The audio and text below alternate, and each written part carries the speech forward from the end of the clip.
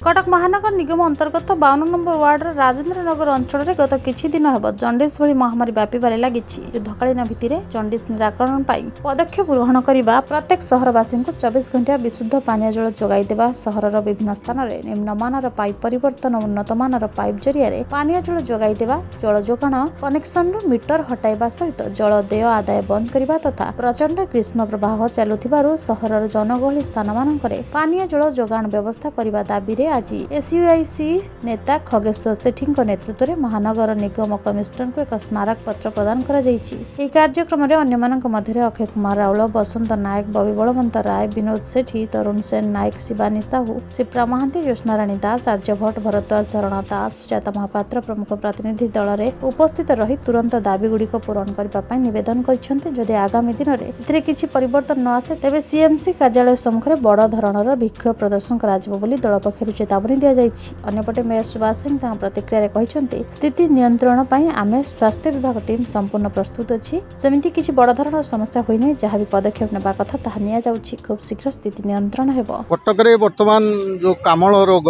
जंडिस गोटे वार्ड रे व्यापी एटा आजी हेछि ता नुहे।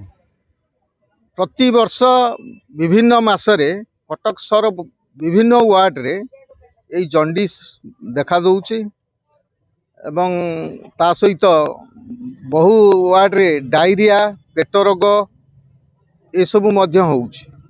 तार मूल कारण होउछि जो पानी सरकार सप्लाई करुछंती से पानी जो वर्तमान विभिन्न टैप जो पाइप पानी जो टैप बसैचंती से पाइप पानी बहुत जगह दूषित पानी आसुछि। सेतिपई कामल एवं अन्यान्य रोग होउछि।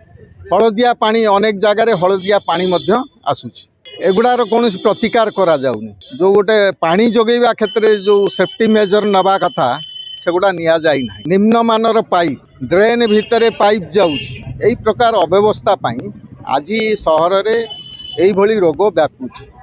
सरकार को बारंबार आपत्ति कले दाबी कले मध्य सरकार चेतुना, प्रशासन चेतुनी। तेणु आज आमे आ विरुद्ध रे प्रतिवाद करुचु एवं दाबी करुचु यथाशीघ्र लोक मानकु विशुद्ध पानीय जल दिया जाऊ एवं ता सहित जो सब पाइप दूषित पानी आसुची निम्नमानर पाइप बा ड्रेन भितर जाइथिबा पाइप सेगुड़िक सब परिवर्तन करा जाऊ एवं ता सहित 24 घंटा सप्लाई पानी 24 घंटा खरा दिन पाई दिया जाऊ एवं सहरर जनगहली स्थान मानकरे सीएमसी पक्षरु जल वितरणर व्यवस्था करा जाऊ।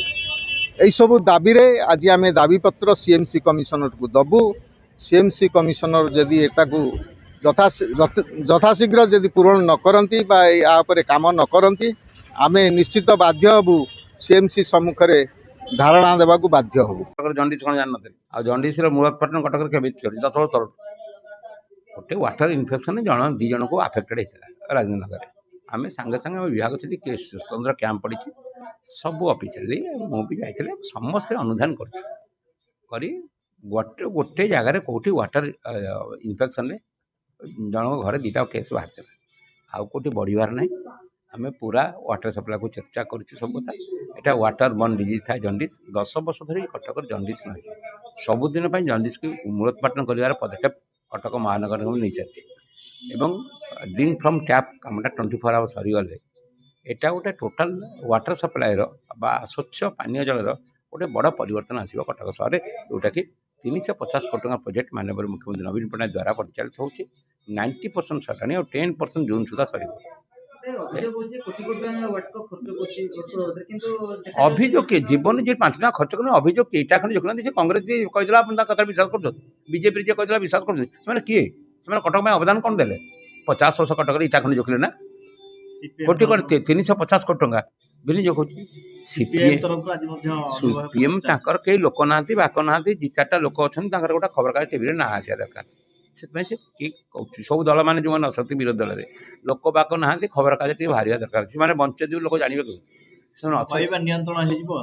पूरा नियंत्रण हो आम संगे संगे इंटरव्यू कर 5 दिन तलर बेपार एटा कौन बढ़िबार चांस नहीं गोटे वाटर इन्फेक्शन एटा होता आम ताको पूरा नियंत्रण को प्रशासन पूरा सजग अच्छी पूरा कमिशन मेयर ठू आरंभ कर मुझे दुईथर समीक्षा मीटिंग कर सारे ये पूरा निघार अच्छा आम ऑफिशियल स्वतंत्र टीम कैंप कर कौन प्रकार यहाँ स्प्रेड सुजोग नहीं। कटकरू बलराम नायकଙ୍କ रिपोर्ट कामयाब टीवी।